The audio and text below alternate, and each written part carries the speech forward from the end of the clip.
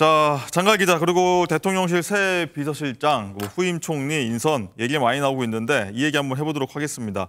자, 주말 사이 굉장히 좀 시끌시끌했는데 거론되는 인물에 대해서 민주당은 즉각 비판하고 나섰어요. 그렇습니다. 말들이 많은데요. 앞서서 좀 김대기 그리고 이관섭 비서실장 모두 좀 행시 합격 후에 공직 생활만 했었기 때문에 현 상황에서는 정책과 정무적인 감각을 두루 갖춘 정치인을 중심으로 대상을 좀 좁혀 나가는 분위기 같습니다. 주말 사이에 원희룡 전 국토부 장관이 좀 유력한 후보로 떠올랐는데 이번 교체 인사가 총선 후에 윤 대통령의 쇄신 구상이 반영되는 첫 인사 조치인데 또 서울대 법대의 검사 출신이라는 점에서 야당의 반발을 살 수 있어서 좀 더 숙고하는 모습입니다. 원 전 장관 외에는 이번에 전남 순천 광양 곡성굴에 의뢰 출마했던 이정현 전 새누리당 대표 그리고 김한길 국민통합위원장, 장제원 의원이 비서실장에 거론이 되고요. 또 후임 총리로는 권영세 의원, 주호영 의원 등이 거론이 되고 김한길 위원장도 역시 총리 후보군으로 이름이 언급되고 있습니다. 자, 그런데 조금 전에 권영세 의원이 이렇게 얘기했습니다. 지금 총리 얘기 아무도 지금 생각조차 하고 있지 않다. 낭설이다. 생각 없다. 이렇게 좀 단호히 얘기를 했습니다. 네. 자, 쭉 설명과 함께 화면도 한번 보시면서 어떤 인물들이 거론되는지 보셨을 텐데, 자, 손흥 변호사님. 먼저 비서실장 보면은 원희룡 전 장관이 위력 검토되고 있다, 고심하고 있다. 오늘 신문에 보면 또 고심하고 있다 좀 이어지고 있는데, 자, 좋은 카드입니까? 민주당 입장에서 보면 공분 카드입니까? 어떤 겁니까? 이제 선거 끝난 지 며칠 되지도 않았는데 또 이제 그 비서실장 하면 이제 아마 쇄신 의지에 대해서 좀 이게 비판적인 의견이 일부 있죠. 근데 저 개인적으로는요, 원희룡 후보가 상당히 모범적으로 선거운동을 열심히 잘했어요. 남 탓 안 하고 본인이 최선을 다했거든요. 그래서 저는 개인적으로는 찬성합니다. 비서실장으로. 네. 다만 이제 그 보궐선거에 있을 것 같아요. 이재명 대표 재판이 공직선거법이나 위정교사가 곧 선거 임박했거든요. 그러면 이제 그 당선 무효 보궐선거 될 수가 있어요. 따라서 저는 지켜봐야겠죠. 그 부분도 좀 고려를 해야 되지 않나 이런 생각이 들고요. 네. 제가 이제 중진들 여러 분 좀 전화를 해봤더니 전부 이제 총리나 대표를 고소하는 분이 많아요.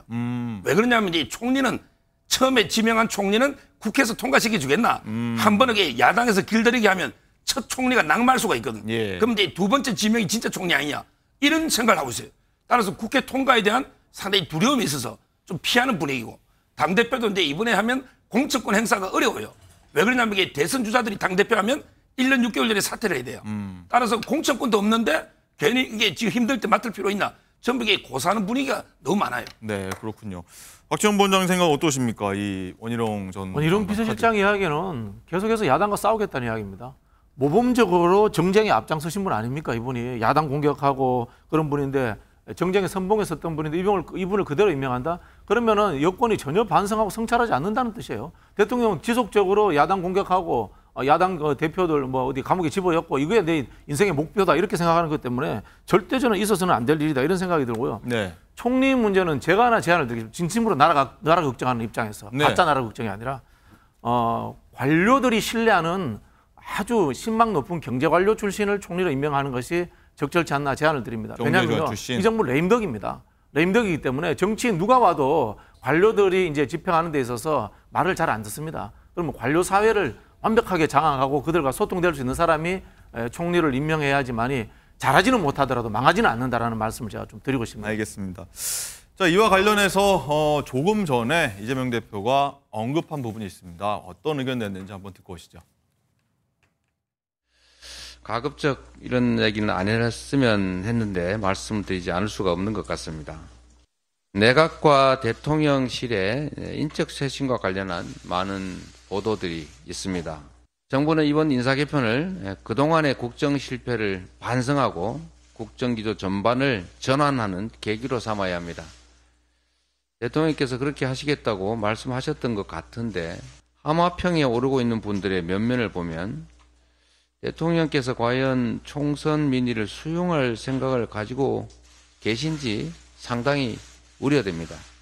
간곡하게 당부드리건대 주권자인 국민들이 납득할 수 있는 합리적이고 실효적인 쇄신책을 마련하시기를 당부드립니다. 일단 그냥 우려를 표했고요. 원희룡 전 장관 본인은 어떤 생각 갖고 있는지, 어떤 의중인지 그 얘기도 한번 듣고 오시죠.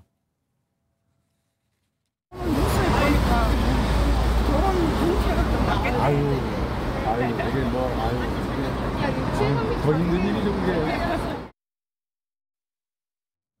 낙선 이후에 어떤 낙선 인사하는 과정에서 시민이 물어보니까 내가 어떻게 합니까? 그런 얘기는 안 했습니다. 일단은 예. 서영주 대변인 어떻게 보셨습니까? 일단은 이게 이 윤석열 대통령의 인적 쇄신을 보면서 참 답답하다. 국정 운영 스타일을 이렇게 했으니 2년 동안 욕을 먹지 생각이 드는 게 이번 총선의 민심을 받아들일 때는요. 인적 쇄신으로 돌파할 게 아니라 본인이 바뀌어야 됩니다. 그거를 나타내줘야 되거든요.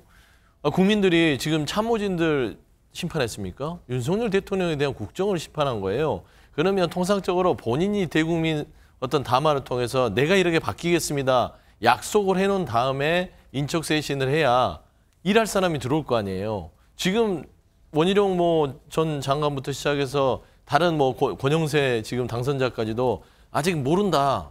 손살에 치는 거거든요. 대통령이 안 바뀌는데 또 가서 고생하라고?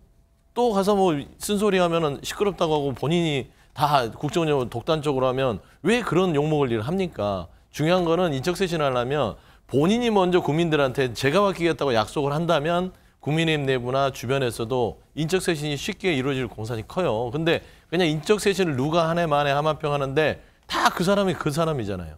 그럼 뭐가 바뀝니까? 쇄신된 게 하나도 없잖아요. 저는 그런 부분에서는 방식 자체가 또 잘못됐기 때문에 단추가 잘못 끼워졌어요. 그래서 또 이게 결과는 단추가 잘못 끼우면 어떻게 됩니까?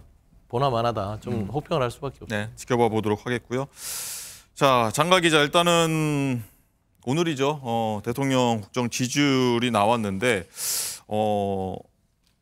의미가 있는 수치랄까요? 조금 특별한 특이한 숫자긴 한데 여기에 따라서 인선도 영향을 받을 수 있다 이런 얘기가 나와요. 한번 국정 지지율 한번 볼까요?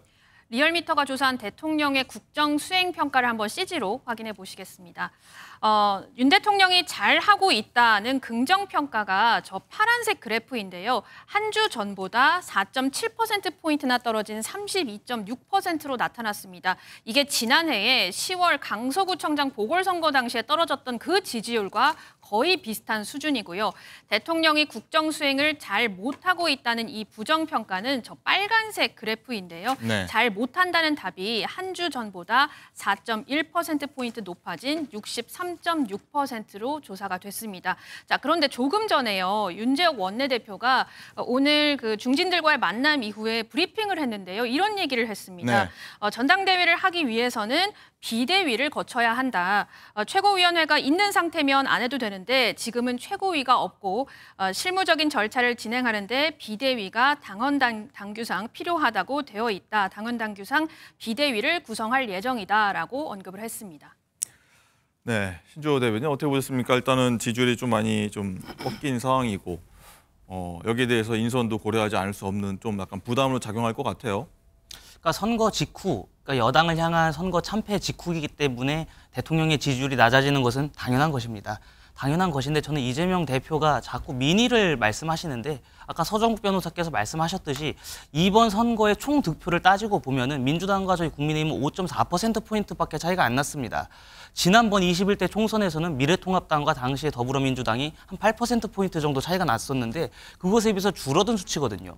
게다가 이재명 대표가 첫 선거운동 스타트와 마지막을 장식했던 용산, 그리고 이재명 대표가 8번, 7번을 찾았다라고 하는 동작을에서도 민주당이 패배했습니다.